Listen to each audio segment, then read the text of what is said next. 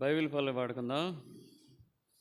పఠింప శ్రేష్ఠ గ్రంథము బైబిల్, పఠింప శ్రేష్ఠ గ్రంథము బైబిల్, అనుదినం పఠించిన ప్రేమతోడ నడుపును. ఓ పఠింప శ్రేష్ఠ గ్రంథము Bible. The best book to read is the Bible. The best book to read is the Bible. If you read it every day, it will help you all the way. Oh, the best book to read is the Bible. వాక్యం ప్రతిరోజు చదువుకోవాలి, ధ్యానించుకోవాలి, ఇతరుల కొరకు ప్రార్థించాలి, దేవుని సన్నిధిలో ఉండడానికి ఇష్టపడాలి. ఆ తర్వాత దేవుని పనులు ఏమైనా ఉన్నా సరే వాటిలో కూడా మనం చురుగ్గా పాలు పొందాలి. ఇవన్నీ క్రైస్తవ జీవితానికి మంచి అలవాట్లు, మంచి సూచనలు. రండి, ఈ సమయంలో దేవుని వాక్యాన్ని మనం ధ్యానించుకుందాం. కొరింథీయులకు రాసిన మొదటి పత్రిక 11వ అధ్యాయము 26 నుంచి 31 వరకు మనం మార్చి చదువుకుందాం. కొరింథీయులకు రాసిన మొదటి పత్రిక 11వ అధ్యాయము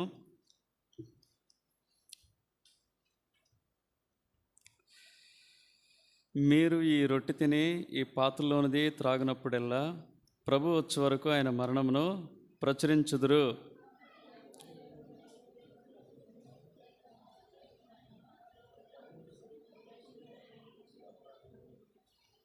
కాబట్టి ప్రతి మనుష్యుడు తన్ను తాను పరీక్షించుకొనవలెను.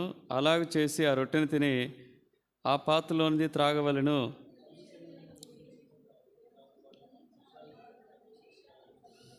ఇందువల్లనే మీలో అనేకులు బలహీనులను రోగులై ఉన్నారు, చాలామంది నిద్రించున్నారు.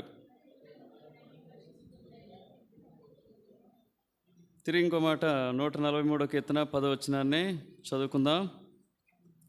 143వ కీర్తన 10వ వచనాన్ని చదువుకుందాం.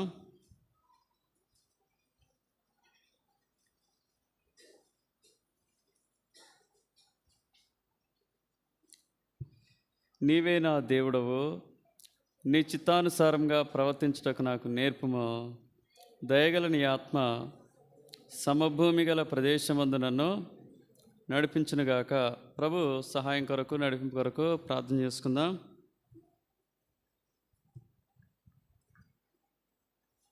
ప్రేమగల తండ్రి యేసు ప్రభువా, నీ ఘనమైన ఉన్నతమైన నామాన్ని బట్టి వందనాలు, స్తుతులు, స్తోత్రములు. ఇంతవరకు పాటల ద్వారానో ఆరాధన ద్వారా నీ నామాన్ని మహింపరచడానికి మాకు ఇచ్చిన ఆధిక్యతను బట్టి వందనాలు. మీ దాసుని బలపరిచి మా గమనాన్ని తీసుకొచ్చిన మాటలను బట్టి వందనాలు. మీ మాటలు సత్యమైనవి, యథార్థమైనవి, నమ్మదగినవి. ఓ దేవా, దేవదూతలు కూడా తండ్రి మరి పొందినటువంటి రక్షణ, అలాంటి గొప్ప రక్షణ భాగ్యానికి ప్రభువా నన్ను మీరు పాత్రగా చేసుకున్నందుకై వందనాలు. ఓ దేవా, మరి నా పాపముల చేత, అపరాధముల చేత నేను చనిపోయి నిత్య నరకానికి పాత్రగా ఉన్నప్పుడు ఓ దేవా, నీవు నన్ను ప్రశస్తమైన వానిగా ఎంచి ప్రథమ ఫలంగా చేసుకున్నందుకై, అంత మాత్రమే కాక చీకటిలో నుంచి నన్ను వెలుగులోనికి నడిపించి ఓ దేవా, నీ జీవంగల సంఘంలో నన్ను చేర్చి నీ రాజ్యానికి వారసులుగా చేసుకున్న కారణాన్ని బట్టి మిమ్మల్ని ఎంతగానో స్తుతిస్తూ ఆరాధిస్తున్నాను. రక్షించిన నాటి నుంచి నేటి వరకు ఆత్మీయ జీవితంలో చాలా దేవుడుగా ఉండి నన్ను సత్య మార్గంలో నడిపిస్తున్న మీ కృపకాయ వందనాలు. తిరిగి ప్రభు నా పట్ల, పరిచర్య పట్ల, కుటుంబం పట్ల నువ్వు చేస్తున్నటువంటి ప్రతి మేలుని బట్టి ఎంతగానో వందనాలు చెల్లిస్తున్నాను. ఓ దేవా, గత వార కార్యక్రమాలు అన్నింటిలో మీరు తోడుగా ఉన్నదని బట్టి మిమ్మల్ని ఎంతగానో స్తుతిస్తూ, ఈ విధంగా తండ్రి అనేక పర్యాయాలు నేను బలహీనైనప్పటికీ నన్ను బలపరుస్తున్న చాలా దేవుడుగా ఉన్నదని బట్టి మిమ్మల్ని ఎంతగానో స్తుతిస్తూ, ఏమి చేసినా నీ రుణం తీర్చుకోలేనని నా స్తుతి ఆరాధన యేసునామమున మీకే సమర్పిస్తూ ఈ సమయమందు చదువుకున్న లేఖన భాగాన్ని మీ చేతిలో పెడుతుండగా మిక్కిలి అల్పుడను, అజ్ఞాన్ని, ఎన్నో హద్బాట్లు, పరిమితులు కలిగిన వాడిని, వేషధారిని, కపటిని, ఓ దేవా, అనేక పర్యాలు బోధించి తప్పైన వానని మీ ఎదుట ఉద్దరితో మీరు మాట్లాడుతున్నామని వాక్యం ద్వారా మా హృదయాలతో మాట్లాడి మా హృదయాలను ప్రభా వెలిగిస్తురమ్మని, మమ్మల్ని నూతనంగా తాజాగా మీరు దర్శిస్తురమ్మని, ఆత్మీయంగా మమ్మల్ని పురుకొల్పుతురమ్మని, తద్వారా మీ వాక్య వెలుగులో మా జీవితాలను పరీక్షించుకొని యోగ్యంగా బలలో పాలు పొందే సహాయం మాకు అనుగ్రహిస్తురమ్మని, ఈ విధంగా తండ్రి సమస్తాన్ని మీ దయకు అప్పగిస్తూ మమ్మల్ని నీ మందిరాన్ని శిలువ రక్త ప్రోక్షణ క్రిందికి తెచ్చుకుంటూ మహిమ ఘనత ప్రభావాలు మీకే చెల్లిస్తూ యేసుక్రీస్తు వారి ఉన్నతమైన నామమునే ప్రార్థిస్తున్నాము తండ్రి. ఆమేన్.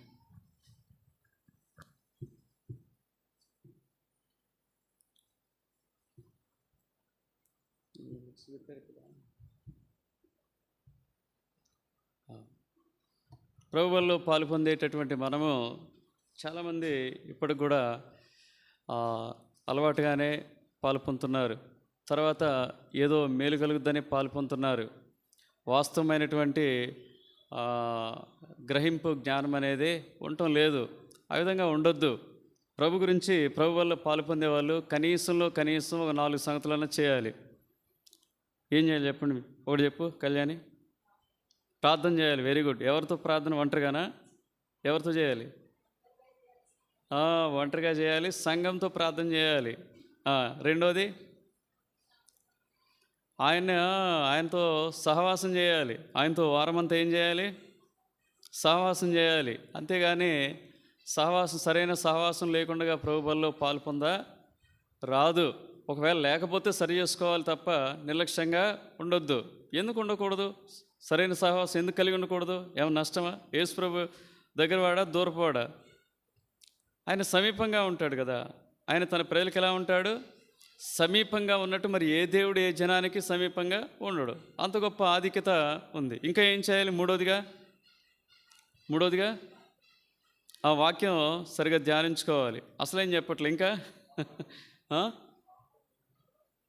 పాపాన్ని విడిచిపెట్టిన అనుభవంలోనికి రావాలి. ఇంకా వెరీ గుడ్. అది అసలైంది పైనే ఉంటుంది. కొరింథీ పత్రికలో అసలు ఉంటుంది. ఆయన రక్తమును ఆయన దేహాన్ని సేవిస్తున్నటువంటి మనం ఏం చేయాలి? ఆయన మరణాన్ని ప్రచురించడం అంటే ఏంటి? యేసుప్రభు మరణించాడని చెప్పడమా? అందులో ఉన్న అర్థం ఏంటి చెప్పండి? యేసుప్రభు మరణించాడు, కానీ ఎవరి కొరకు మరణించాడు? నీ కొరకే మరణించాడు. నీ పాపాల నిమిత్తమే మరణించాడు. నీ దోషాల నిమిత్తమే మరణించాడు. నిన్ను పవిత్రునిగా చేయ నిమిత్తమే ఆయన కలవరిశిల్లో ప్రాణం పెట్టాడు. మృతునంది సమాధి చేయబడి 3వ దినాన తిరిగి లేచాడు. ఇది సంపూర్ణ సువార్త. దీన్ని ఏమంటారు? ఈ 3 చెప్పాలి సువార్త పోయినప్పుడు. ఒకటి, ఆయన ప్రేమను చెప్పాలి. ప్రేమను బట్టి మరణించాడు. ఆయన శక్తిని బట్టి తిరిగి లేచాడు. ఆ తర్వాత మూడోదిగా ఆయన సజీవుడిగా ఉండి నీ కొరకు స్థలం సిద్ధపరచ వెళ్ళినాడు. మళ్ళీ ఒకసారి వస్తాడు. అప్పట్లోపు నువ్వు రక్షణ పొందకపోతే నువ్వేమైపోతావు? ఇక్కడే ఉంటావు.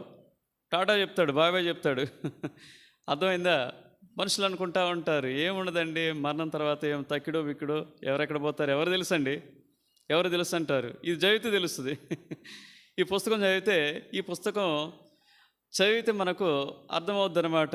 ఇంత చదువుకొని కూడా ఈ పుస్తకాన్ని ఎందుకు వెనసరి ఎంఎస్సి అంటే చదువునేది ఎక్స్ప్రెస్ చేయడానికి కాదు కదా. అసలు ఎందుకు ఈ గ్రంథాన్ని పట్టుకొని నేనంటే ఇక్కడ ఉన్నాను. మరి అమెరికా వాళ్ళు ఎందుకు చదువుతున్నారు? మనకంటే గనులు కదా, గొప్ప వాళ్ళు కదా అన్ని విషయాల్లో. సరే అమెరికా పోయిండు, వాళ్ళ గ్లోరీ వాళ్ళ అన్నయ్య ఉన్నాడు. మరి ఆయన ఎందుకు అక్కడ పోయి ఇప్పుడు డీకన్గా ఆయన అక్కడ ఏం చేస్తారు? ఒక సంఘానికి పెద్దగా అయిపోయి అల్టిమేట్గా సత్యంలోనికి నడిపించాలి కదా. సత్యంలో నడిపించాడు కాబట్టే ఎన్ని ఉన్నా సరే ఇది లేకపోతే ఆయన అంటాడు. డీజే దినకరన్ గారు, ఇప్పుడున్న పాల్ దినకరన్ గారి వాళ్ళ నాన్నగారు, ఆయన ఆరంభంలో మంచి సేవకుడే. వాళ్ళు ఒకసారి కారులో వస్తున్నప్పుడు పెద్ద యాక్సిడెంట్ జరిగింది. కూతురు చనిపోద్ది. డీజే దినకరన్ గారి కూతురు చనిపోద్ది. తెలుసా ఈ సంగతి మీకు? చనిపోద్ది. చెల్లా చెదురుగా పడిపోతే ఇతను నిజంగా ఒక తండ్రిగా పిల్లలు అందరూ అందులోనే ఉన్నారు. పాల్ దినకరన్ ఉన్నారు, భార్య ఉన్నారు, చిన్నపిల్లలు, వీళ్ళంతా అందరూ అందులో ఉన్నప్పటికీ కూడా ఆయన ప్రమాదంలో రక్తం కారుతున్న స్థితిలో కూడా దేని కొరకు అడిగితే మనమైతే ఉంటాం కదా, నా భార్య ఎక్కడ. మొన్న ఏదో వీడియో చూశాను, ఒక యాక్సిడెంట్ జరిగితే వాడు ముందు పోయి చూస్తుంటే వెనక పోయి చూస్తుంటా కారు భార్య ఎక్కడుందని. ఎంత ప్రేమ భార్య మీద, తప్పేమి లేదు. చూసారు ఆ వీడియో వాట్సాప్లో తిరుగుతూ ఉంది. ఆ ట్రక్ వెళ్ళిపోయింది, దూసుకుపోయింది. అయితే ఆమె తప్పుకుంది. ఆమె తప్పుకొని పక్కకి వెళ్ళిపోయింది, లోపలికి వెళ్ళిపోయింది ఆమె. అయితే భర్త ఏమనుకుంటున్నాడంటే ఆ కారు కింద గట్ట ఉందేమని చెప్పేసి ఎన్ని తిప్పలు పడుతుందంటే కారు కింద చూస్తుండో, వెనకపోతుండో, కారు నెట్టండి నా భార్య కిందని చెప్తాను. నేను అనుకున్నా ఎంతగా ప్రేమిస్తున్నా అనుకున్నా కదా. అయితే డీజే దినకరని భార్య కొరకు కాదు ప్రేమ, దేని కొరకంటే వేర్ ఈజ్ మై బైబిల్ అంటున్నాడు. వేర్ ఈజ్ మై బైబిల్, నా బైబిల్ ఎక్కడ? నా చేతిలో ఉన్నది పడిపోయింది, నా బైబిల్ ఎక్కడ నాయన ఎగుతాను. మనం కదా ఇంట్లో బైబిల్ ఉన్న చదవనటువంటి దౌర్భాగ్యం, దుర్మార్గులం మనం. ఎంతమంది చదువుకుని వచ్చారో నాకు తెలియదు కదా. మనకు ఫస్ట్ ర్యాంక్ వస్తే చెడ్డ పనుల్లో ఎవరు ఫస్ట్ ర్యాంక్ అంటే మనకే ఉంటుంది. ఎందుకో మనకు అన్నీ ఉన్నా మనం చేయం కదా. ఆ తలంపు నన్ను ఎంతగానో తాకింది. ఆయన ఒకసారి ఒక దైవజనుడు సాక్ష్యం చెప్తా ఉన్నప్పుడు కదా, ఎందుకు ఆయనకు ఆ పిచ్చి బైబిల్ అంటే అంతగా తను ఏం చేస్తూ వచ్చింది, రూపాంతర పరుస్తూ వచ్చింది కాబట్టి అంత మక్కువ బైబిల్ అంటే. కాబట్టి ఇంకెవరైనా పూర్తిగా చదవకపోతే బైబిల్ పూర్తిగా చదవండి, దైవిక జ్ఞానం పొందండి. సరైన జ్ఞానం లేకపోతే బైబిల్ పట్టణానికి రండి. ఆ బైబిల్ పట్టణంలో అనేక సంగతులు ప్రభు మేము క్రమంగా చెప్తున్నాం, గజిబిజిగా చెప్పడం లేదు, క్రమంగా చెప్పటానికి 143వ కీర్తన 10వ వచనంలో చూస్తే, నీవే నా దేవుడవు, నీ చిత్తానుసారంగా ప్రవర్తించుటకు నాకు నేర్పము, దయగల నీ ఆత్మ సమభూమి గల ప్రదేశమందు నన్ను నడిపించునుగాక. ఇక్కడ దేవుని యొక్క లేదా దావీదు రాసినటువంటి కీర్తన యొక్క, దావీదు కీర్తనే కదా రాయబడతా వచ్చింది. దావీదు కీర్తనలో ఉన్నటువంటి దావీదు ఏం చెప్తా ఉన్నాడంటే, దేవా నన్ను నీ చిత్తానుసారంగా ప్రవర్తించుటకు నాకు నేర్పము కదా. అంటే ఆయన ఎవరి చిత్తం చొప్పున నడుచుకుంటున్నాడు? అప్పటి వరకు ఆయన సొంత ఆలోచన చొప్పున నడుచుకుంటా ఉన్నాడు. ఇక్కడ కూర్చున్న నీవు కూడా ఎప్పుడు కూడా నీ సొంత ఆలోచన చొప్పున నడుచుకుంటే దావీదు ఎంతో నష్టపోయాడు, పాపంలో పడిపోయాడు, చెడుతనంలోనికి వెళ్ళిపోయాడు, చెడు అలవాట్లు అలవర్చుకున్నాడు, నష్టపోయాడు. ఇప్పుడు ఒక అనుభవంలోనికి వచ్చాడు. ఏ అనుభవంలోనికి వచ్చాడు? ఇక వద్దుగా నా సొంత చిత్తం వద్దు, నీ చిత్తమే చేయటం నాకు నేర్పము. ఒకవేళ నీ చిత్తం నేను చేయగలిగితే నీ దయగల ఆత్మ పరిశుద్ధాత్ముడు ఏం చేస్తారంట, సమభూమి గల ప్రదేశంలో, అంటే ఎత్తు పల్లాలు లేకుండా ఆత్మీయ జీవితంలో కానీ, వ్యక్తిగత జీవితంలో కానీ, విశ్వాస జీవితంలో కానీ ఎట్లా నడుపుతాడంట, చక్కగా కుదురుగా నా జీవితాన్ని నడిపించగలుగుతామని దావీదు తన ఆశనే వ్యక్తీకరిస్తూ ఉన్నాడు. కాబట్టి ఇక్కడ కూర్చున్న నీవు నేను కూడా ఇప్పుడు కూడా దేవుని సంకల్పం చిత్తమో తెలియకపోతే కొన్ని మాటల యందు లక్ష్యం ఉంచి ఈ మాటలు నీ చెవిన పెట్టుకోవటానికి ఇష్టపడు. ఏమిటి అసలు దేవుని చిత్తం అంటే ఏంటి? నవీన్, చిత్తం అంటే ఏంటి? దేవుని చిత్తం అంటే ఏంటి? ఇష్టము, ఇంకా కోరిక, అభిలాష.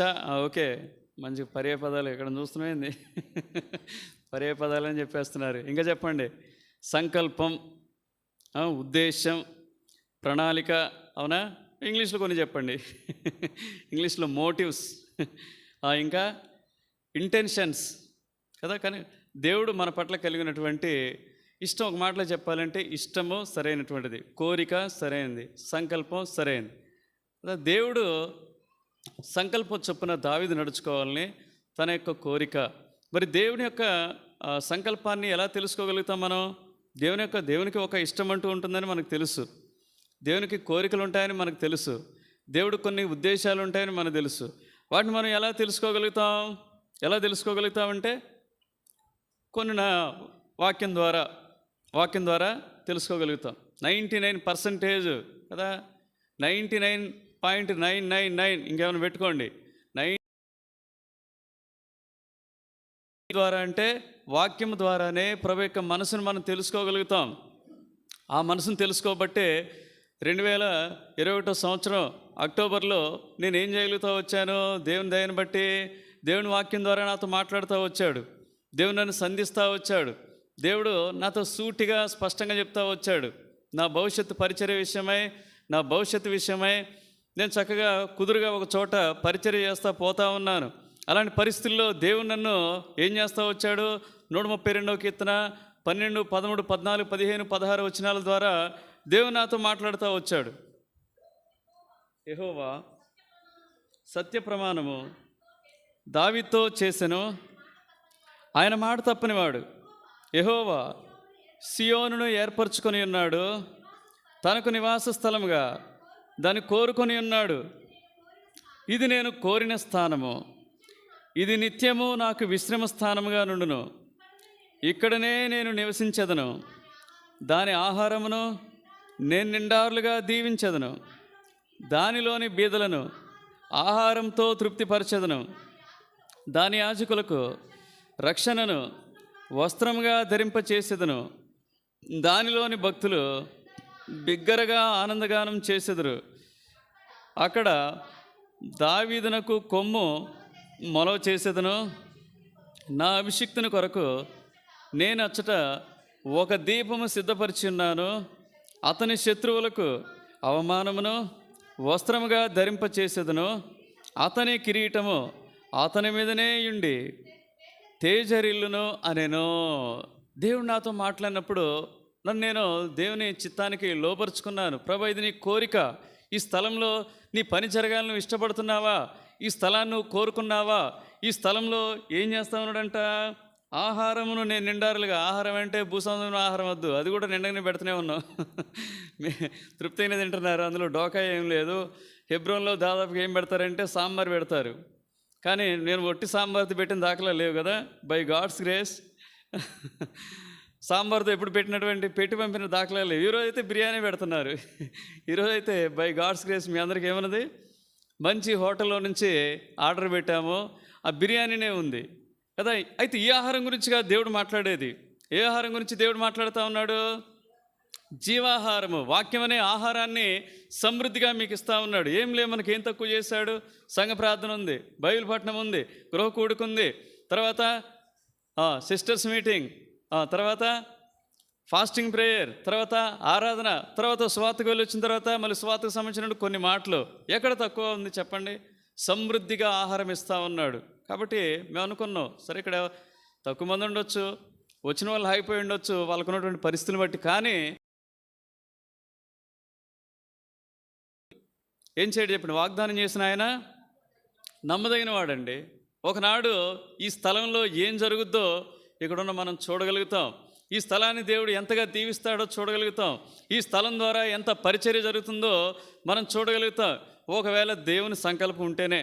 అది కూడా ఏంటి చెప్పండి? దేవుడు మనల్ని కొనసాగింప అపారమైనటువంటి నమ్మకం ఉన్నది. కాబట్టి దేవుడు తన చిత్తాన్ని దేని ద్వారా బయలుపరుస్తాడు? వాక్యం ద్వారా. రెండోదిగా దైవజనుల ద్వారా కూడా. అది తప్పేం కాదు. దైవజనుల ద్వారా ఆత్మీయంగా ఎదిగినటువంటి వారి ద్వారా దేవుడు తన ఉద్దేశాలను బయలుపరుస్తాడు.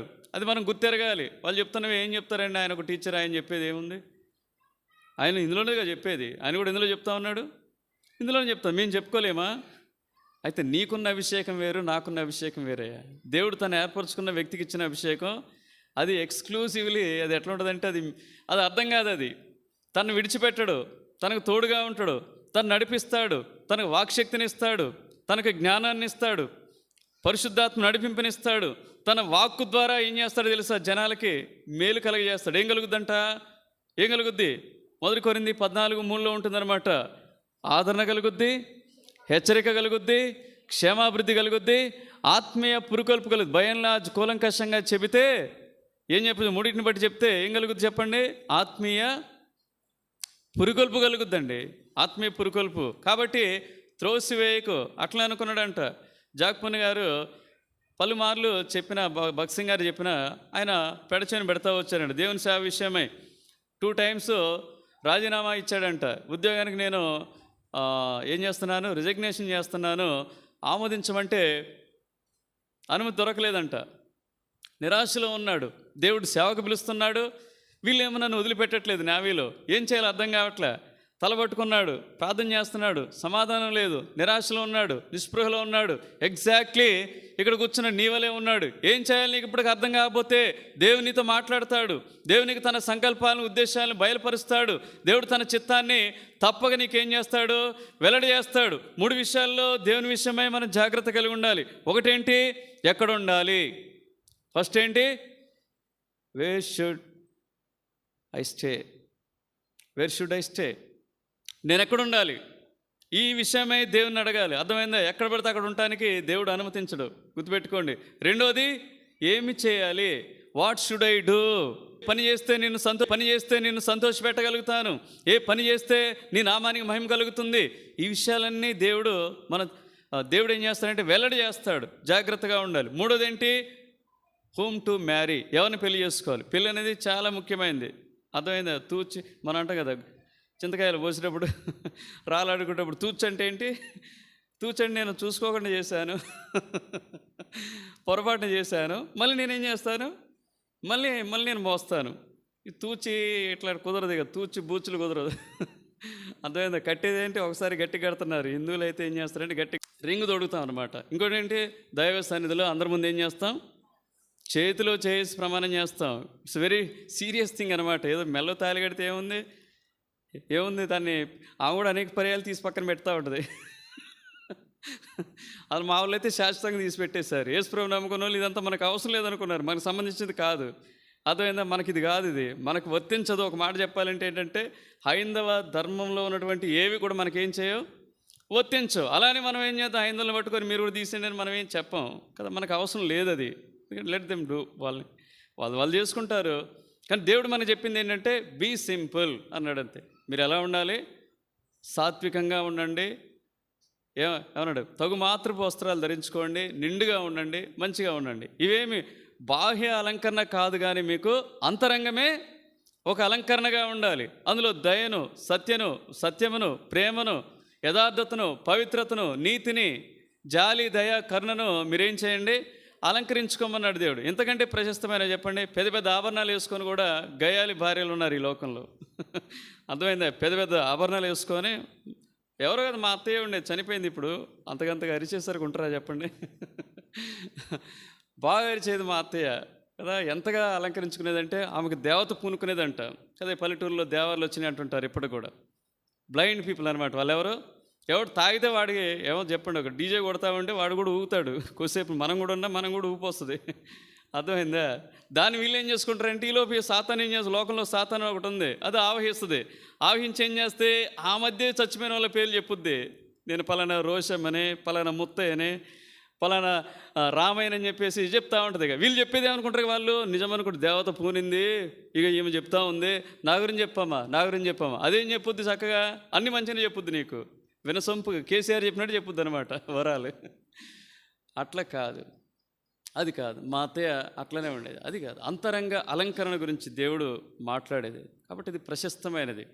అయితే ఈ జాక్పూర్ణ గారు ఇలాంటి పరిస్థితిలో ఉన్నప్పుడు, ఆ భక్సింగ్ గారు ఒకనాడు ఖరగ్పూర్ రైల్వే స్టేషన్కి వచ్చినప్పుడు ఎంతో నిరాశలో ఉన్నటువంటి జాక్పూర్ణ గారు ఒక మాట ద్వారా వెలిగించబడ్డాడు.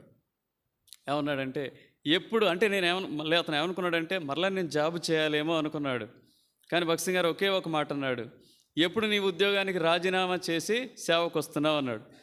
అప్పుడు ఆయనకు మరలా ఏం కలిగిందంటే, దైవజనుడి ద్వారా తన చిత్తాన్ని దేవుడు బయలుపరిచినాడని తెలుసుకొని వెంటనే వాళ్ళు మూడోసారి ఏం చేస్తారంటే అప్లై చేస్తాడు.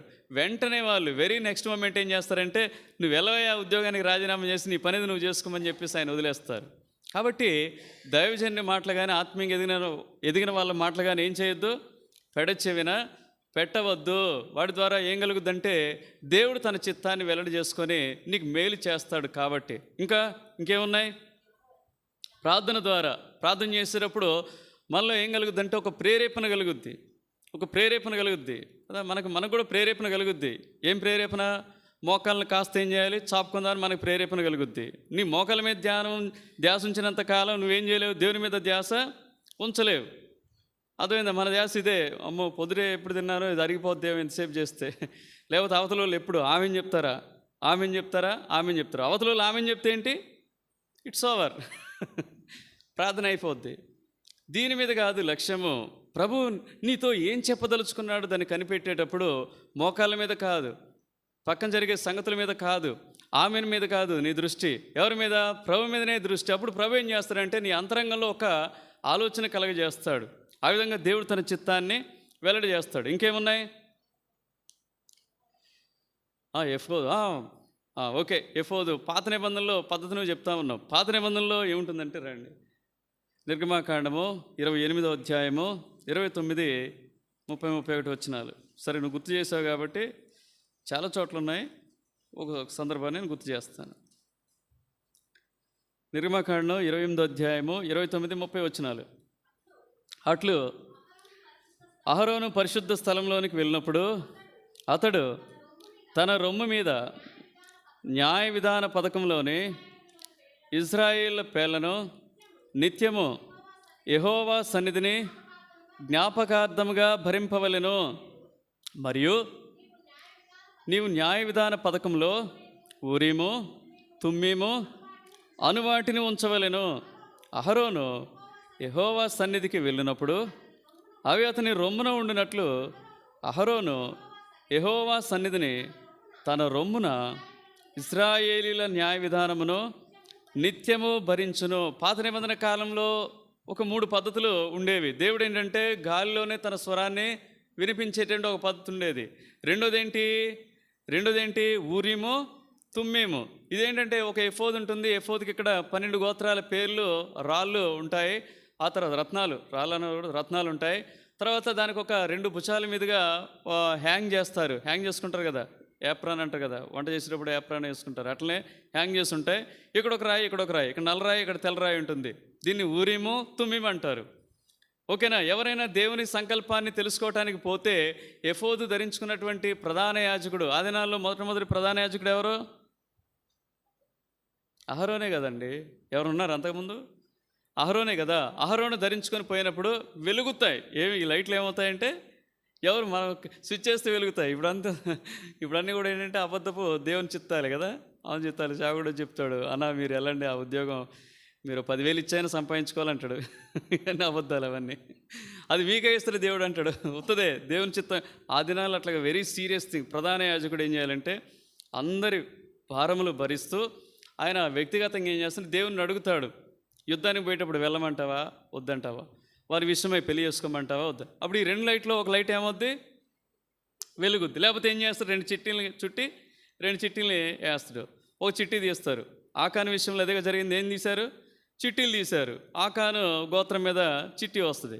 ఆ చిట్టిని బట్టి ఏం చేస్తారంటే ఓకే, ఇక అది ఫైనల్గా అల్టిమేట్ అనమాట. పాత నిబంధన కాలంలో ఈ పద్ధతి, క్రొత్త నిబంధన కాలంలో ఇప్పుడు అది లేదుగా, దాన్ని వదిలిపెట్టేయటమే. తర్వాత ఇంకొన్ని ఉన్నాయి. పరిస్థితుల ద్వారా దేవుడు ఏం చేస్తాడు. భక్సింగ్ గారు దేవుని సంఘాన్ని, అసలు హెబ్రోన్ అనేది మనకు ఉండేది కాదు. ఆయన మొట్టమొదటిగా అన్ని సంఘాలతో పాటుగా పనిచేస్తూ వచ్చేది. అన్ని ఇంక్లూడింగ్ ఆర్సిఎం కానీ, సిఎస్ఐ కానీ, ఇంకా ఏమైనా సరే ఎలాంటి వాటితోనైనా కలిసి పనిచేస్తూ వచ్చేది. కలిసి పనిచేసినప్పుడు వాక్యం వింటుండగా వాళ్ళు ఏం కలిగేదంట, ఆత్మీయ పురుకొల్పు కలిగేది. వాళ్ళందరూ తీర్మానం చేసుకునే వాళ్ళంట.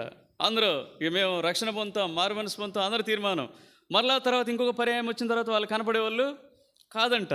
అరే వీళ్ళ పరిస్థితి ఏంటి, నేను ఇట్లా కొనసాగాల అని చెప్పేసి ఆయన ఆలోచన చేస్తూ ఉన్నప్పుడు ఆ పరిస్థితులన్నీ కూడా ఎడదారి తీసాయంటే దేవుడు తను ఏం చేయమని చెప్తా ఉన్నాడంటే, నువ్వు ఇక్కడ ఉండటం కాదు, నువ్వు ఇక్కడ ఉండి ఇట్లా వాక్యం చెప్పడం కాదు, ఇక్కడ ఉండి నువ్వు వీళ్ళని బలపరచడం కాదు. ఇక నువ్వు ప్రతి ఊరు తిరిగి వాక్యం చెప్తా ఉంటే వాళ్ళు తర్వాత నువ్వు వెళ్ళిపోయిన తర్వాత ఏం చేస్తారు చెప్పండి. సాతానుడు వచ్చే వాక్యాన్ని ఏం చేస్తారు చెప్పండి? ఎత్తుకొని పోతాడు.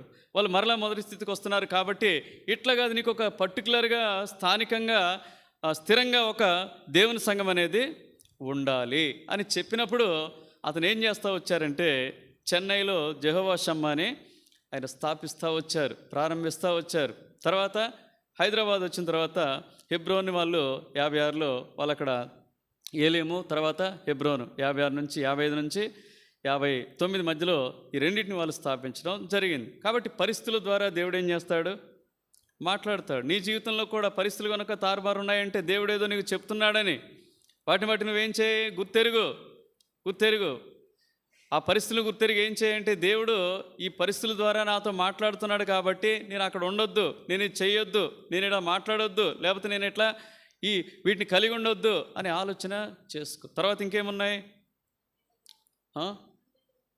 అన్ని జనుల ద్వారా కూడా దేవుడు తన చిత్తాన్ని ఒక్కొక్కసారి వాళ్ళు మాట్లాడే మాటల ద్వారా మనకు తెలుస్తుంది. తర్వాత సూచ్యక్రియలు. ఒకటి ఏదైనా అడిగినప్పుడు సూచ్యక్రియల ద్వారా అవి కూడా మన జీవితాల్లో జరుగుతాయి. సూచ్యక్రియల ద్వారా కూడా జరుగుతాయి. తర్వాత ఇంకేమున్నాయి? పరిశుద్ధాత్మ ద్వారా అండి. పరిశుద్ధాత్ముడు ఏం చేస్తాడంటే, ఫిలిప్పు విషయమే చూడండి. ఫిలిప్ ఏం ప్రార్థన చేయట్లే, అవునా? అపోస్తల కార్యాలు 8వ అధ్యాయంలో ఈ సంగతులు ఉంటాయి. ఆయన ఏం ప్రార్థన చేయటంలే, కానీ ఆత్మలో ప్రేరేపణ పొంది ఎవరిని కలుసుకున్నాడు? పోయి నపుంసకుని కలుసుకున్నాడు. అంటే పరిశుద్ధాత్మని ద్వారా కూడా దేవుడు తన చిత్తాన్ని ఏం చేస్తాడు? బయలుపరుస్తాడు. కాబట్టి ఇవన్నీ మార్గాలు దేవుడు తన సంకల్పాలని, ఉద్దేశాలని మరి ఎవరికి బయలుపరుస్తాడో ఇది మనం తెలుసుకోవాలి కదా. చాలామంది అంటారు వాక్యం చదువుతున్నా దేవుడు మాట్లాడాడు అని చెప్తూ ఉంటారు. అందరికీనా చెప్పండి? ఇప్పుడు ఒక ఇంట్లో ఒక తండ్రి కొడుకున్నారు, ఒక తండ్రికి 2 కొడుకులు ఉన్నారు. ఒక కొడుకు ఏం చేస్తూ ఉన్నాడంటే తండ్రి చెప్పినటువంటి ప్రతి మాట వింటూ ఉన్నాడు, తండ్రితో ఉంటున్నాడు, తండ్రితో సహవాసం చేస్తూ ఉన్నాడు. ఆ తర్వాత తండ్రి యొక్క బాగోగులన్నీ చూస్తూ ఉన్నాడు. ఆ తర్వాత తండ్రి అక్కర్లన్నీ తీరుస్తూ ఉన్నాడు, తండ్రి చెప్పిందంతా చేస్తూ ఉన్నాడు ఒక కొడుకు. రెండో కొడుకు ఏం చేస్తూ ఉన్నాడు? తండ్రిని సరిగా ప్రేమించట్లేదు, తండ్రి వద్దకు రావటం లేదు, తండ్రితో సరైన సహవాసం లేదు, తండ్రి చెప్పిన మాట వినటం లేదు, తండ్రికి దూరంగా ఉంటున్నాడు, అవసరాల కొరకే వస్తున్నాడు, అవసరం తీరిపోయిన తర్వాత ఆగిపోతున్నాడు కదా. 2 కొడుకులు ఉన్నారు. ఇప్పుడు తండ్రి ఒక ముఖ్యమైన పని అప్పగించాలి. తండ్రి కుమారులకి ఏం చేయాలంటే ఒక ముఖ్యమైన పని అప్పగించాలి. ఇప్పుడు ఇద్దరిలో ఎవరికి అప్పగిస్తాడంటే మొత్తం చేతులు ఎత్తారు కదా, మీరందరూ చేతులు ఎత్తారు. ఎంత సిల్లీ ప్రశ్నలో ఎవరిని అడుగుతారా చెప్పండి అంటారు కదా. తెలిసిందే, చెప్పండి ఎవరికి? ఆ మొదటి కుమారునికే ఎవరైతే మాట వింటున్నారో ఆ మొదటి కుమారునికి ఏం చేస్తారంటే పదే చెప్తాడు పనులు. ఎగ్జాక్ట్లీ ఆత్మీయ జీవితంలో కూడా నువ్వు మొదటి కుమారుని వల్లే లేకపోతే నీతో దేవుడు ఏం చేయడు చెప్పండి? ఒక మాటలో చెప్పాలంటే ఆదికాండము 5వ అధ్యాయం 22వ వచనం. ఎవరుంటారు అక్కడ? ఆదికాండము హనోకు మెతుషెలను కనిన తర్వాత 300 ఏండ్లు దేవునితో నడుచుచు కుమారులను కుమార్తెలను కనెను. పాత నిబంధనలో కండిషన్ ఏంటంటే దేవునితో సన్నిహితంగా దేవుని అడుగుజాడల్లో ఎవరైతే నడుచుకుంటారో వారికి దేవుడు తన చిత్తాన్ని ఏం చేస్తాడు చెప్పండి? బయలుపరుస్తాడు. రెండోదిగా పాత నిబంధనలో కండిషన్ ఏంటంటే సామెతలు 3వ అధ్యాయము 5-6 వచనాలు. సామెతలు 3వ అధ్యాయము 5-6 వచనాలు. నీ స్వబుద్ధిని ఆధారం చేసుకొనక నీ పూర్ణ హృదయంతో యెహోవా యందు నమ్మికించుము. నీ ప్రవర్తన అంతటి యందు ఆయన అధికారమునకు ఒప్పుకొనుము. అప్పుడు ఆయన నీ త్రోవలను సరళము చేయును. పాత నిబంధనలో ఉన్నటువంటి 2 కండిషన్లు. ఒకటి నువ్వు దేవునితో సరైనటువంటి సహవాసం కలిగి ఉండాలి. రెండోది ఏంటి? నీ జీవితంలో యేసు ప్రభువుకు అప్పగించినటువంటి ఏ కోణం కూడా ఉండకూడదు. అర్థమైందా? Every corner in your life, రహస్య జీవితం కానీ, సెల్ ఫోన్ జీవితం కానీ, నువ్వు ఒంటరిగా ఉన్న జీవితం కానీ, నీ డబ్బుకు సంబంధించిన జీవితం కానీ, నీ వ్యక్తిగత జీవితం కానీ, నీ ఆత్మీయ సంగతులకు సంబంధించిన జీవితం కానీ, నీ బయట వ్యక్తులతో కలిగినటువంటి జీవితం కానీ, అన్ని రకాలుగా నువ్వు ప్రభుని ఏం చేయాలి? ప్రభు ద్వారా నడిపించబడాలని ఇష్టపడినటువంటి వ్యక్తికి ఏం చేస్తారంటే దేవుడు తన ఆలోచననే చెబుతాడు. అర్థమైందా? క్రొత్త నిబంధనలకు వస్తే అక్కడ ఒక 2 కండిషన్లు ఉన్నాయి. ఎవరికి దేవుడు తన చిత్తాన్ని బయలుపరుస్తారంటే ఇవి పెద్ద భక్తులు దైవజనులు చెప్పినవే. ఆ తర్వాత వాక్యం చదువుకున్న తర్వాత మేము కూడా వాటిని ధృవీకరించినవే, మేము కూడా వాటిని రూఢిగా నమ్మి చెబుతున్నవే. రోమాపత్రిక 12వ అధ్యాయము 1-2 వచనాలు. కాబట్టి సహోదరులారా, పరిశుద్ధమును దేవునికి అనుకూలమునైన సజీవ యాగంగా మీ శరీరములను ఆయనకు సమర్పించుకొనుడని దేవుని వాత్సల్యతను బట్టి మిమ్మల్ని బతిమాలుకొనుచున్నాను. ఇట్టి సేవ మీకు యుక్తమైనది. మీరు ఈ లోక మర్యాదను అనుసరింపక ఉత్తమమును అనుకూలమును సంపూర్ణమునైన దేవుని చిత్తమేదో పరీక్షించి తెలుసుకున్నట్లు మీ మనసు మారి నూతన మొగట వలన రూపాంతరము పొందుడి. ఒక్క మాటలో చెప్పాలంటే ఎవరైతే తమను తాము ఆత్మ ప్రాణ దేహములను ప్రభుకు సమర్పించుకుంటారో సజీవయాగంగా, ఆ తర్వాత లోక మర్యాద నుంచి, ఈ లోకంలో ఉన్నవి ఎన్నో ఉన్నాయి కదా, ఎన్ని ఉన్నాయి చెప్పండి? ఎన్ని లేవు లోకంలో? గతంలో చెప్పాను. లోకంలో అవి కదా నేను మాట్లాడేది. లోకంలో ఆచారాలు ఉన్నాయి. క్రైస్తవుడు అనబడేవాడు ఏం చేయాలి చెప్పండి? ఏది వాక్యము ఆధారంగా రాయబడింది, అంటే వాక్యము ఆధారంగా చేయబడుతుంది, వాక్యము ఆధారం లేనిది. ఈ రెండింటిని ఏం చేయాలి? కనిపెట్టాలి, తెలుసుకోవాలి. ఆ తర్వాత వాక్యాన్ని ధ్యానించుకోవాలి. లేకపోతే ఒక సరైనటువంటి సాహసంలోకి వెళ్ళినప్పుడు వాళ్ళు చెప్తారనమాట, ఏమి మనం చేయాలి, డూస్ అండ్ డూ నాట్స్. వీటిని ఏమంటారు? Dos and do. ఆచారాలు మనకు సంబంధం ఉన్నవే చెప్పండి? అన్యజనుల ఆచారములు వ్యర్థములు అనంది. వ్యర్థములు అంటే అవి మనతో సంబంధం లేదు, వాటితో మనకి ఏమాత్రం సంబంధం లేదు. ఏముంటాయి అందులో? ముహూర్తాలు ఉంటాయి. ఏముంటాయి అందులో చెప్పండి? ముహూర్తాలు ఉంటాయి కదా. ఒక ఆయన ఈ మధ్య నేను ఒక చోటుకు పోతే, ఓ చోటుకి ఆయన ఆ రోజే పెట్టుకుంటానంట, ఏది గృహప్రతిష్ఠ. ఆ రోజు గృహప్రతిష్ఠ పెట్టుకుంటాం. సత్తుపల్లి ప్రాంతాలు ఉంటారు, అక్కడ వాక్యం చెప్పడానికి రమ్మన్నారు.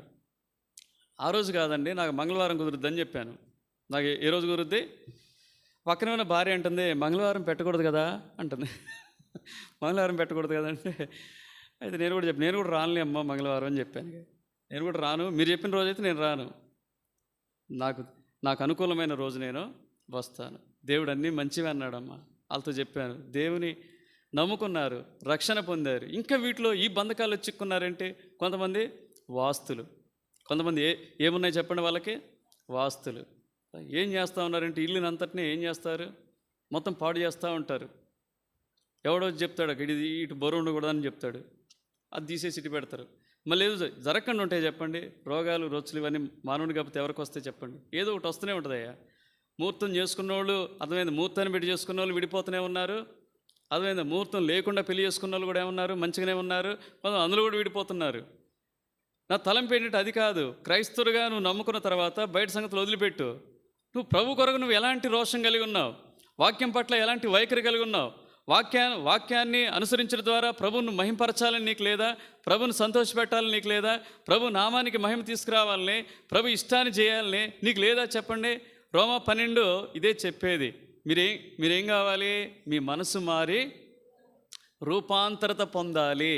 ఆ రూపాంతర పొందే వాళ్ళకి ఏం చేస్తారంటే ప్రభు ఏం చేస్తాడు? తన చిత్తాన్ని బయలుపరుస్తాడు. అంతే కదండి. ఇప్పుడు ఆయన అడుగుజాడలోకి వచ్చినప్పుడు ఏం చేస్తాడు? ఓకే, ఇప్పుడు నా మాట చెబుతాను, ఇప్పుడు చెప్తే చేస్తాడు. రూపాంతరపరచబడితే చేయడు కదా. దేవుడికి అర్థమైపోద్ది, చేయడు. ఇంకోటి ఏంటి? రండి, యోహాను సువార్త 10:27. యోహాను సువార్త 10:27. నేను వాటిని ఎరుగుదును, నా గొర్రెలు నా స్వరం వినును, నేను వాటిని ఎరుగుదును. చాలు, అవి నన్ను వెంబడించను. నూతన నిబంధనలో ఉన్నటువంటి 2వ షరతు ఏంటంటే, నా గొర్రెలు నా స్వరాన్ని వింటాయి. ఎవరు గొర్రెలు అవి? దేవుని గొర్రెలు. గొర్రెకున్నటువంటి స్వభావం ఏంటి? అవి అజ్ఞానం. వాటికంటే తెలివి తక్కువ జీవాలు ఏమీ ఉండవేగా. వాటికంటే తెలివి తక్కువ జంతువులుగా లేవు. తెలివిగల జంతువులు అంటే ఏమొస్తాయి? పాములు, కుక్కలు, నక్కలు ఇవన్నీ వస్తాయి కదా. తెలివి తక్కువ జీవులు అంటే ఏమొస్తాయి? గొర్రె వస్తుంది. ఈ లోకంలో నిన్ను ఎలా భావించుకోవాలి చెప్పండి?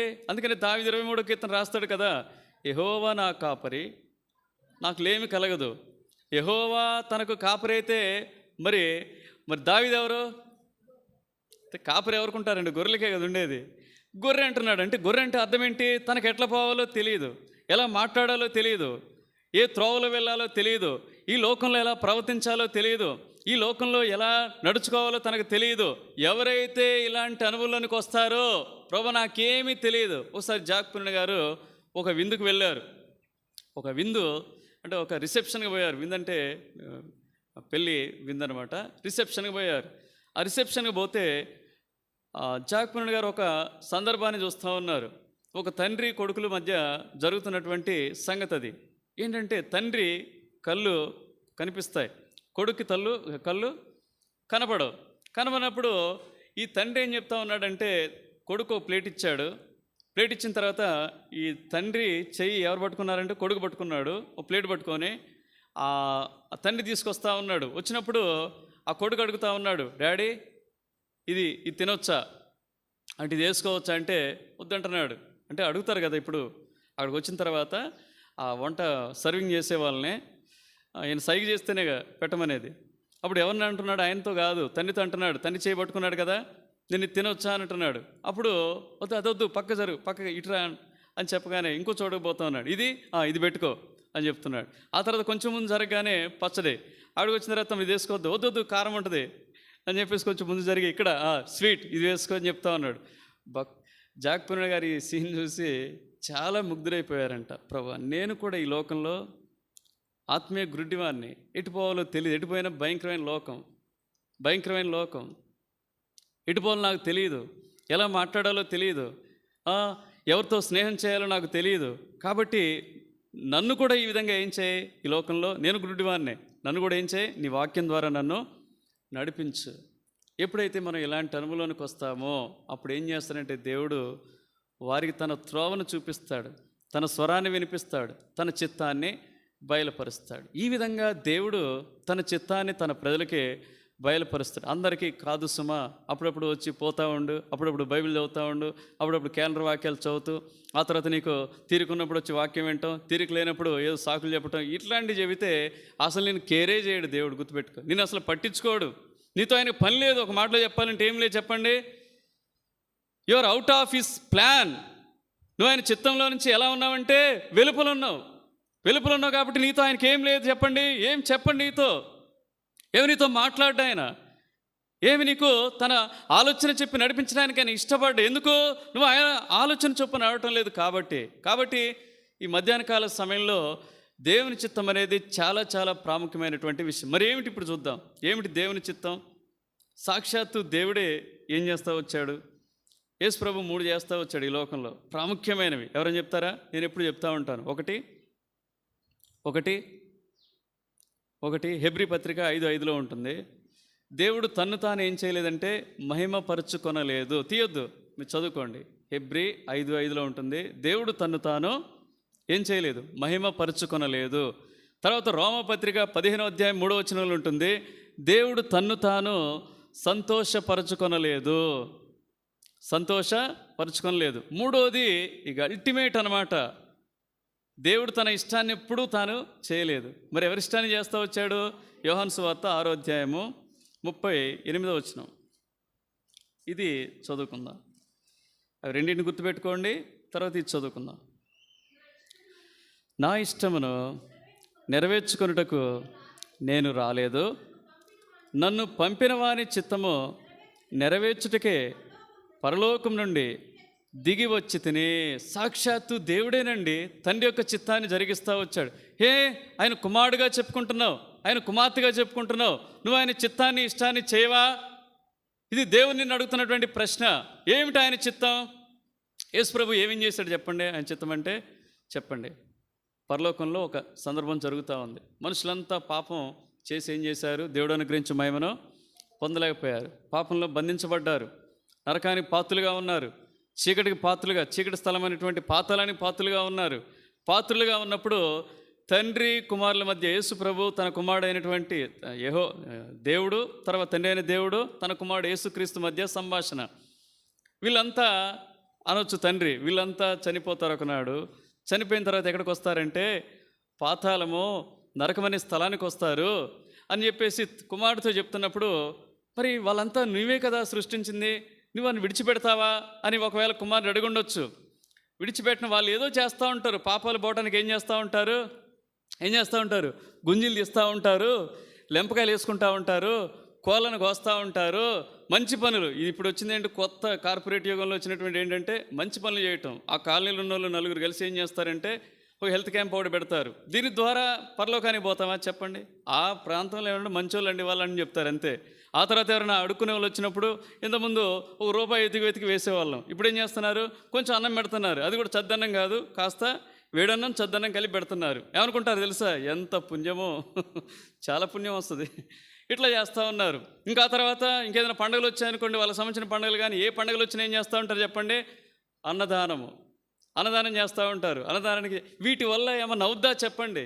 యెషయా గ్రంథం 64వ అధ్యాయంలో ఉంటుంది, మానవుని యొక్క నీతి క్రియలు మురికి గుడ్డలతో సమానం, వీడి ద్వారా పాపాలు పోయిన నిశ్చయం దొరకదు. సరే, ఏమైనా యాత్రలు చేస్తే దొరుకుద్దంటే యాత్రల వల్ల కూడా దొరకదే. యాత్ర పోయి వచ్చేటప్పటి నుంచి ఏం చేస్తారు చెప్పండి? తాగేటోడు తాగుతూనే ఉంటాడు, తిరిగేటోడు తిరుగుతూనే ఉంటాడు, బూతులు, అబద్ధాలు, మోసాలు ఇవన్నీ నడుస్తూనే ఉంటాయి జీవితాల్లో. వారి జీవితంలో ఏ పరివర్తన ఉండదు. అదే కుమారుడు అని ఉంటాడు, వాళ్ళు ఎన్ని చేసినా ఏం చేయలేరు చెప్పండి? పాపం నుంచి తప్పించుకోలేరు కదా. అప్పుడు తండ్రి చెప్పుంటాడు, పాపం నుంచి తప్పించబడాలంటే ఒక పరిశుద్ధుడు పోవాలి, ఒక నీతిమంతుడు పోవాలి, నీతిమంతుడు రక్తాన్ని చిందించాలి, ఆ రక్తం ద్వారా మాత్రమే పాపక్షమాపణ కలుగుద్ది అని చెప్పినాడు. యేసుప్రభులు ఏం కలిగి ఉండాలి చెప్పండి? భయం కలిగి ఉండాలి. ఎందుకు? ఎవరు? పరిశుద్ధులు ఇద్దరే. ఇద్దరే కాబట్టి ఈయన ఎట్లా పోలేడు, వెలుగైన దేవుడు పోలేడు కాబట్టి ఈయన ఎవరి గురించి మాట్లాడుతూ ఉన్నాడు? ఈయనంతా మాట్లాడేది నా గురించి అనుకుని ఉంటాడు. నా గురించి అనుకున్నప్పుడు అప్పుడు యేసుక్రీస్తు వారు ఆలోచన చేస్తుంటచ్చు, తండ్రి వెళ్తాను, ఎందుకంటే నీవే సృష్టిని కలగజేసావు కాబట్టి దానికి ప్రాయశ్చిత్తం కూడా ఎవరు చేయాలి? నువ్వే చేయాలి. కాబట్టి అప్పుడు ఏం చేశాడు? కుమారుడు తీర్మానం చేసుకొని ఈ లోకానికి వచ్చాడు. వచ్చి ఏం చేయమన్నాడు? తండ్రి చెప్పాడు, నువ్వు అనుకుంటున్నావే అమ్మాని కుటుంబంలో పుడతావని. కాదు కాదు, అర్థమైందా? ధనవంతుని కుటుంబంలో కాదు. నువ్వు ఎక్కడ పుట్టబోయేది తెలుసా? ఎక్కడ పుట్టబోయేది? ఒక వడ్రంగి కుటుంబంలో. నాకు ఇక్కడ ఏం పని లేదు కదా, ఇక్కడ ఎప్పుడు చక్క నీతో పాటుగా ఉండే భాగ్యం కదా, అయినా సరే నువ్వు అక్కడే పుట్టాలి. కుమారుడు ఏమంటారు చెప్పండి? ఓకే వెళ్తాను. అంత మాత్రమేనా? వాళ్ళకి చదువు లేదు, ఏమీ జ్ఞానము లేదు, సరైన వస్త్రాలు లేవు, సరైన ఇల్లు లేదు, సరైన కులం ఉందంటే ఈ లోకంలో పెట్టుకున్నటువంటి ఆ కులం కూడా కాదే. అప్పుడు కులాలు లేవు, అసలు ఎప్పుడూ లేవు మన దేశంలో తప్ప ఎక్కడ కులాలు అనేవి లేవు. ప్రపంచంలో రెండే ఉన్నాయి. ఏంటి? ఒకటి తెల్లోళ్ళు, ఒకటి నల్లోళ్ళు, ఇక అంతే. వాళ్ళ హవా కొనసాగిస్తూ ఉన్నారు ఈ దేశంలో. అందుకని ఎటుపోతుందంటే అందరూ ఇటుపోతూ ఉంటే ఇటుపోతున్నారు, వీళ్ళు వెనకపోతూ ఉన్నారు. మతం అని వెనకపోతా అతో పాతాలని పోతూ ఉన్నారు. ఎవరు వాళ్ళు బాగు చేయలేరు. సత్యం చెప్పి ఆ తర్వాత పాపం నుంచి విడిపించి ఆ పరలోకానికి దేవునికి సమీపం చేయడానికి ప్రయత్నం చేస్తున్న వాళ్ళని ఏం చేస్తున్నారు చెప్పండి? ఛత్తీస్గఢ్లో కానీ, మధ్యప్రదేశ్లో కానీ, ఉత్తరప్రదేశ్లో కానీ, బీహార్ కానీ దేశాన్ని పాడు చేస్తున్నారట. వీళ్ళు వచ్చి దేశాన్ని ఏం పాడు చేస్తున్నారు చెప్పి? ఏమైనా పాడు చేసామా? శ్రీనివాస నగర్ ప్రాంతాన్ని ఇక్కడ ఏమైనా క్లబ్ ఉందా, పబ్ ఉందా, తాగుడుందా, తిరుగుడుందా, వ్యభిచారం ఉందా, మోసం ఉందా, అన్యాయం ఉందా, అక్రమం ఉందా? ఎలక్షన్లకు డబ్బులు ఇచ్చినా తీసుకోలేదే. ఎవరిని వచ్చి అడగండి మమ్మల్ని. ఎలక్షన్లకి డబ్బులు ఇచ్చి 500, 1000, 2000, 3000 ఇచ్చినా తీసుకోలేదే. ఏం చేశాను చెప్పండి? దేశానికి తీసుకొని అన్యాయం చేస్తున్నది ఎవరై అంటే నువ్వు చేస్తూ ఎవరిని చెప్తున్నావు? క్రైస్తవుల పేరు మీద అన్యాయం ఉందని చెప్తా ఉన్నావు. వాళ్ళు అన్యాయం చేస్తున్నారంట, దేశ ద్రోహులట. ఏం చేస్తున్నారు చెప్పండి? త్రాగుబోతుల మధ్య, తిరుగుబోతుల మధ్య, వ్యభిచారుల మధ్య, జూదగాల మధ్య ప్రాణాలు దేవుని ప్రేమను బట్టి అరచేతిలో పట్టుకొని ఏం చేస్తున్నారు? చచ్చిపోతే ఎక్కడ పోతాం? పరలోకానికి పోతాం. నీ ప్రేమ కంటే మా ప్రేమ గొప్పది కాదని చెప్పేసి సువార్త చెప్తా ఉంటే, నువ్వు వాళ్ళకి హాని చేస్తూ ఉంటే ఏం చేస్తున్నాడు చెప్పండి? దేశానికి మేలు చేస్తూ ఉంటే వారు నువ్వేం చేస్తున్నావు? కీడు చేస్తున్నారనుకో. మా సంస్కృతిని పాడు చేస్తున్నారు. ఏం సంస్కృతి? నీ సంస్కృతి చెప్పు. ఇప్పుడు కూడా కలిసి భోజనం చేయలేని సంస్కృతి, ఇప్పుడు కూడా కలిసి కూర్చోలేని సంస్కృతి మా బల్లో. ఇప్పుడు కూడా కలిసి ఏనాడైనా మనల్ని భోజనానికి పిలిచాడంటే పిల్లనట్టిన సంస్కృతి. మన ఆహారం లేదని కొంచెం తిన్నాడంటే లేదు, మన డబ్బులు కావాలి, మనకు అన్నీ కావాలి, అన్నీ పట్టుకుపోతారు ఇంటికి వచ్చి. కానీ కలిసి ఏం చేయట్లేదు చెప్పండి? ఎప్పుడు కూడా ఈ దళితులు అనేటువంటి వాళ్ళకి, ఈ దేవునికి దూరస్తులైన వారికి ఏం లేదు, బుర్ర వెలగట్లే. నీవన్నీ కావాలి, కానీ నీతో ఆయన ఏం చేయడు చెప్పండి? కూర్చోడు, భోజనం చేయడు, ఇటు చూపిస్తాడు చెయ్యి. అన్నీ సమానంగా ఉన్నాయా అంటాడు కదా, అన్నీ సమానంగా ఉన్నాయా అని చెప్తాడు. ఇదొక ప్రశ్న వేస్తారనమాట. బుద్ధిహీనులండి, తప్పించుకోండి, నిజమైన మార్గంలోనికి రండి. యేసు ప్రభు డబ్బును పట్టించుకోవాలి, మతాన్ని పట్టించుకోవాలి, ఎక్కడ పుట్టాలి లేదు, ఏ ప్రాంతంలో పుట్టాలి లేదు, దేవుని చిత్తానికి సంపూర్ణంగా లోబడి లోకానికి వచ్చి 33.5 సంవత్సరాలు జీవించి కలవరిశిల్లో ఏం చేస్తా వచ్చాడు చెప్పండి? అక్కడ అడిగాడు గెచ్చమనే తోటలో, తండ్రి నన్ను వదిలిపెడతావా అంటే, మరి నిన్ను వదిలిపోతే వీళ్ళంతా ఏం కావాలి?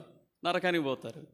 కాబట్టి అప్పుడు తండ్రి ఇష్టానికి లోబడి తన ప్రాణాన్ని బలిగా పెట్టినటువంటి దేవుడు. కాబట్టి ఆయన ఇష్టమేంటి? ఏనాడైనా గుర్తెరిగావా? బైబిల్ పట్టుకుంటున్నావు, తిరుగుతున్నావు, మందిరానికి వస్తున్నావు, క్రైస్తవునిగా చలామణి అవుతున్నావు. ఆయన ఇష్టం ఏంటనేది బైబిల్లో రాయబడతా ఉంది. ఎప్పుడైనా దాన్ని పరిశీలన చేసావా? ఎప్పుడైనా చదువుకున్నావా? ఎప్పుడైనా ధ్యానం చేసుకున్నావా? ఏమిటి ఆయన ఇష్టం? రండి, పేతురు రాసిన 2వ పత్రిక 3వ అధ్యాయము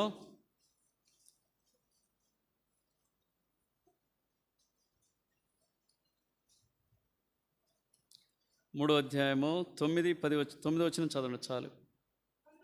కొందరు ఆలస్యమని ఎంచుకున్నట్లు ప్రభు తన వాగ్దానంను గురించి ఆలస్యం చేయవాడు కాడు కానీ ఎవడును నశింపవలనని నిశ్చయింపగా నాతో పాటు చదవండి. అందరూ మారు మనస్సు పొందవలనని మీ ఎడల కోరుచు మీ ఎడల దీర్ఘశాంతము కలవాడై ఉన్నాడు. దేవుని యొక్క రెండు కోరికలు, రెండు చిత్తాలు, ఇష్టాలు ఇక్కడ మనం చూస్తాం. ఒకటి ఏంటంటే ఎవడును నశింపవలనని ఇచ్చేయింపక. ఇచ్చంటే ఏంటంటే తెలుగులో కోరిక.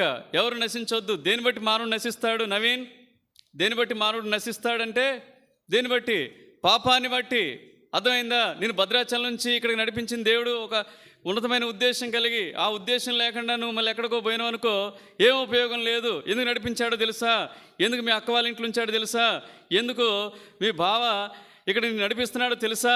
ఆయన ఉద్దేశం ఏంటంటే నువ్వు పాపంలో ఉండి నశించడం దేవుని యొక్క ఇష్టము కాదయ్యా. పాపం నుంచి నువ్వేం చేయాలి? బయటికి రావాలి. పాపం నుంచి విమోచన పొందాలి. అర్థమైందా? పాపం నుంచి విడుదల పొందాలి. ఎవరు నీ పాపం కొరకు సిలువనెక్కారంటే ప్రభువైన యేసుక్రీస్తు వారే సిలువనెక్కారు. అర్థమైందా? అది తనకున్నటువంటి ఉద్దేశం. రెండో ఉద్దేశం ఏంటి? అందరంతటా ఏం పొందాలి? నీ మనసు మారాలి. నీ పాత జీవితంలో అలవాట్లన్నీ పోవాలి. అర్థమైందా? నీ మనసు మారిపోవాలి, నీ మాటలు మారిపోవాలి, నీ ప్రవర్తన మారిపోవాలి, నీ బ్రతుకంతా మారిపోవాలి. దీన్ని ఏమంటారు చెప్పండి? అప్పుడు నువ్వు భద్రాచలం పోతే అంటారనమాట, ఎవరైనా ఇట్లా అయిపోయాడండి, తెల్లగైపోయాడు. తెల్లగైపోయాడంటే పరిశుద్ధుడిగా అయిపోయాడు అని అర్థం. పరిశుద్ధుడిగా అయిపోయాడు. అప్పట్లో మాటలు లేవు. మీ స్నేహితులు చెప్పగలగాలి, ఏంట్రా సినిమాకి రమ్మంటే రావట్లేదు, ఏంట్రా పార్కుకి రమ్మంటే రావటం లేదు, ఏంట్రా కొన్ని వీడియోలు చూద్దాం సెల్ ఫోన్లు అంటే రావటం లేదు. సెల్ ఫోన్లు ఏం చూస్తారు? యూత్ ఏం చూస్తారు? బూతులు చూస్తారు కదా. అది చూద్దామంటే అందరు కలిసి ఏం చేస్తూ ఉంటారు చెప్పండి? కలిసి చక్కగా ఏదో ఘనకార్యంలా చేస్తూ ఉంటారు. స్కూళ్ళల్లో టీచర్లు కూడా చూస్తున్నారు ఈ మధ్య, నేను గమనిస్తూ ఉన్నాను. అది చూస్తూ ఉంటారు కదా. వీటన్నిటి నుంచి నువ్వేం కావాలి? ఏం కావాలి? వేరై అంటాడు కదా. అపోస్తుల కార్యాలు 2:40 అంటాడు కదా, మూర్ఖులకు ఈ తరము వారికి వేరై.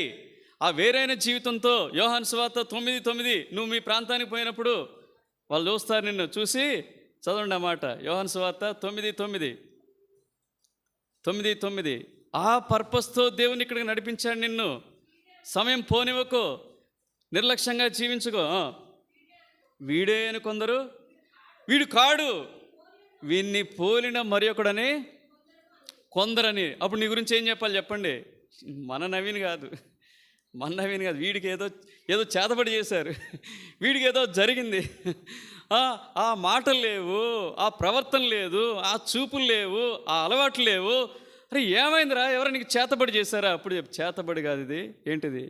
మారు మనస్సును. నేను తిరిగి జన్మించాను. భక్సింగ్ గారు అదే చెప్పి ఎక్కడ పోయినా చెప్పేది. ఆయన ఏం కోరేది కాదండి. డబ్బు కోరేది కాదు, ఆధిక్యత కోరేది కాదు, మహిమను వెతుక్కునే, సొంత మహిమను వెతుక్కునే వ్యక్తి కాదు. అర్థమైంది? ఎక్కడికి పోయినా సరే, ఏ యవనస్తునితోనైనా, ఒకవేళ తనతో మాట్లాడటానికి వచ్చిన వ్యక్తితోనైనా ఆయన మాట్లాడే మాట ఏంటంటే, ఫస్ట్ మాట ఏంటంటే ఆర్ యు బోర్న్ అగైన్ అంటాడనమాట. Are you born again. ఒకసారి ఒక ప్రాంతానికి వెళ్ళాడు, ఒక యవనస్తుడు వచ్చాడు, చక్కగా తీసుకుపోయాడు, కారులో తీసుకుపోయిన తర్వాత అన్నాడంట, ఆ కారు కీస్ ఇచ్చి ఏం చేశాడంట, కారు కీస్ చేతిలో పెట్టి, uncle this is for you, my gift అన్నాడంట. కానుగ్గా ఇస్తున్నానని చెప్పాడంట. అప్పుడు భక్సింగ్ గారు ఒక ప్రశ్న వేశారంట, ఆర్ యూ బోర్న్ అగైన్ అన్నాడంట. నువ్వు తిరిగి జన్మించావా? నువ్వు పాపాలు ఒప్పుకొని విడిచిపెట్టావా? మారు మనసు పొందావా? తిరిగి జన్మించావా అని ప్రశ్న వేశారంట. లేదన్నాడంట. Keep this key with you అన్నాడంట. ఈ కీ నువ్వే ఉంచుకో, ఈ కార్ నువ్వే ఉంచుకో, పోయి ముందేం చేయి, మారు మనసు పొందిరా అన్నాడంట. అంత సీరియస్గా ఉండేది. దేవుని నేను ఇక్కడ పంపించిన ఒకవేళ నీకు ఎదురైన పరిస్థితులు, కొంతమంది జీవితాల్లో బాధలు, దుఃఖాలు ఎదురవుతాయి. వాటిని బట్టి కృంగిపోకు. దేవుని నా జీవితంలో అనుమతిస్తున్నాడని వెనకబడిపోకు. ఇవన్నీ ఎక్కడ నడిపిస్తాయో తెలుసా? 2 కొరింథీ 7వ అధ్యాయము 10-11 వచనాలు, 8, 9, 10 వచనాలు చదవండి. 2 కొరింథీ. చాలామంది జీవితాల్లో కష్టాలు, బాధలు ఎదురవుతూ ఉంటే నువ్వు గమనించు. నీ జీవితంలో ఏం కావాలి, ఏం కోరుతా ఉన్నాడంటే దేవుడు పరివర్తన కోరుతా ఉన్నాడు, నూతనత్వం కోరుతా ఉన్నాడు. నువ్వు రూపాంతర పరచబడాలని దేవుడు అనుమతిస్తూ ఉన్నాడు. 2 కొరింథీ 7వ అధ్యాయము 10వ వచనం చదివేయండిగా. దైవ చిత్తానుసారమైన దుఃఖము రక్షణార్థమైన మారు మనస్సును కలుగ చేయును. ఈ మారు మనస్సు దుఃఖమును పుట్టింపదు, అయితే లోక సంబంధమైన దుఃఖము మరణమును కలుగ చేయును. మీరు దేవుని చిత్త ప్రకారం పొందిన ఈ దుఃఖము ఎట్టి జాగ్రత్తను, ఎట్టి దోష నివారణకైనా ప్రతివాదమును, ఎట్టి ఆగ్రహమును, ఎట్టి భయమును, ఎట్టి అభిలాషను, ఎట్టి ఆసక్తిని, ఎట్టి ప్రతిదానను మీలో పుట్టించెనో చూడుడి. ఆ కార్యముల గురించి సమస్త విషయంలోనూ మీరు నిర్దోషులై ఉన్నారని రుజువుపరుచుకొంటిరి. అయ్యా, నీ జీవితంలో బాధలు దుఃఖం కలుగుతూ ఉంటే ప్రభు నిన్ను ప్రేమించే, అందుకని అంటాడు కదా, రోమా 8:28 అంటాడు కదా, ఏమంటాడు చెప్పండి? దేవుని సంకల్పం చొప్పున పిలువబడిన వారికి, చదవండి, దేవుని ప్రేమించే వారికి అనగా ఆయన సంకల్పం చొప్పున పిలువబడిన వారికి మేలు కలుగుటకాయ. గుర్తుపెట్టుకో, అండర్లైన్ చేసుకో. నీ జీవితంలో ఎదురైనటువంటి ప్రతి ప్రతికూల పరిస్థితి నువ్వు ఒకటి ఏంటంటే నువ్వు రూపాంతరత పొందాలి. రెండోది ఏంటి? ఏం కదా, నీకు మేలే. అది ఏం మేలేది? ప్రభు యొక్క సారూప్యతలోనికి. చదవండి, మేలు కలుగుటకాయ సమస్తం కూడి సమకూడి జరుగుతున్నవని ఎరుగుదము. ఎందుకనగా కుమారుడు అనేక సహోదరులో జ్యేష్ఠుడగినట్లు దేవుడు ఎవరిని ముందుగా ఎరిగనో, ఇప్పుడు వారు తన కుమారునితో సారూప్యత. అంటే నీకు లేదు కాబట్టి, ఇప్పటివరకు ఆ రూపాంతరత అనుభవం లేదు కాబట్టి, తిరిగి జన్మించిన అనుభవం లేదు కాబట్టి, అది నువ్వు పొందాలనే దేవుడు ఏం చేస్తా ఉన్నాడు చెప్పండి? నీ జీవితంలో మేలు కొరకు అనుమతిస్తూ ఉన్నాడు. అందుకనే ఎఫెసీ 1:12 రాస్తాడు అనమాట, చివరి భాగంలో రాస్తాడు. ఎఫెసీ 1:12 మాట చదవండి. ఆయన తన చిత్తానుసారంగా చేసిన నిర్ణయం చొప్పున సమస్త కార్యములను జరిగించున్నాడు. గుర్తుపెట్టుకో, దేవుని యొక్క రెండవ సంకల్పం ఏంటంటే, ఇక్కడ ఉన్న వాళ్ళు ఇంకెవరైనా సరే మారు మనసు పొందకపోతే, పాపక్షమాపణ పొందకపోతే ఒకనాడు నష్టపోతావు. ఒకనాడు యంత్రమైందా, ఈ క్షణమే నేడే నీ జీవితాన్ని ప్రభుకు అప్పగించుకో. ఈ పాపక్షమాపణ అనుభవంలోనికి రా, మారు మనసు అనుభవం. మూడోది ఏంటి? రండి, ముగిస్తాను. తిమోతి మొదటి పత్రిక 2వ అధ్యాయము 4-5 వచనాలు.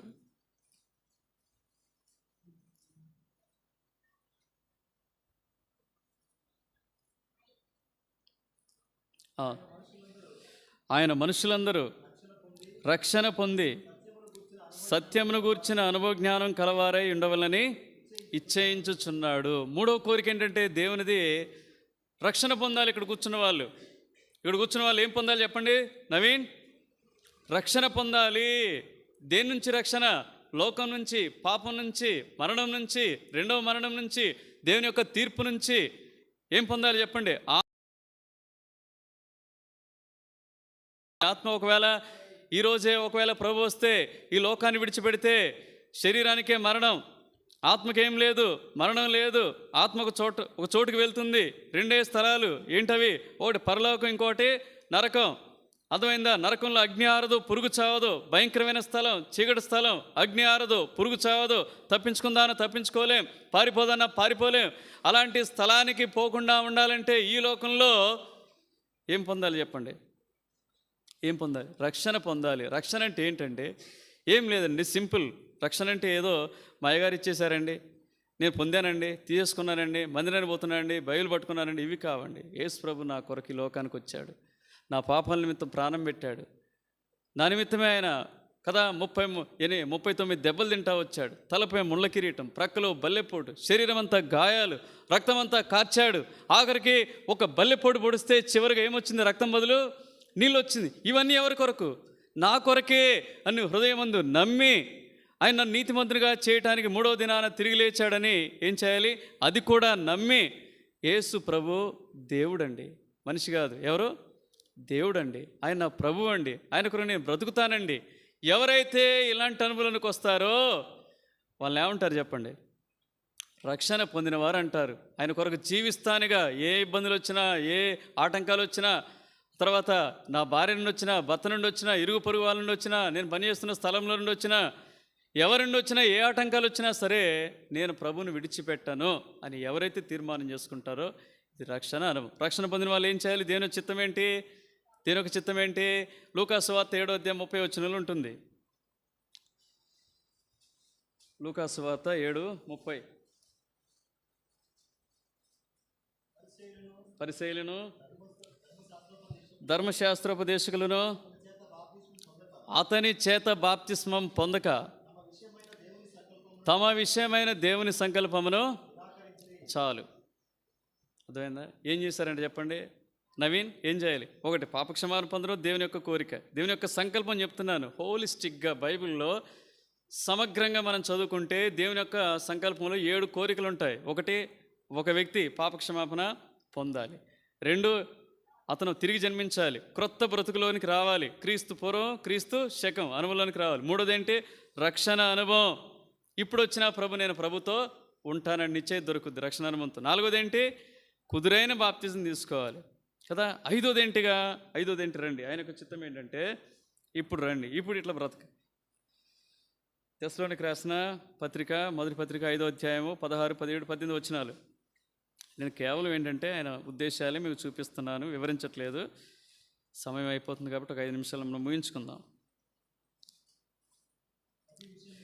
ప్రతి విషయమందును కృతజ్ఞతాస్తుతులు చెల్లించుడి, ఇలాగు చేయుట యేసుక్రీస్తునందు మీ విషయంలో దేవుని చిత్తము. 5వది ఏంటి చెప్పండి? ఈ లోకంలో ఏం జరిగినా కదా, రాస్తాడు కదా ఒక పాటలో, ఈ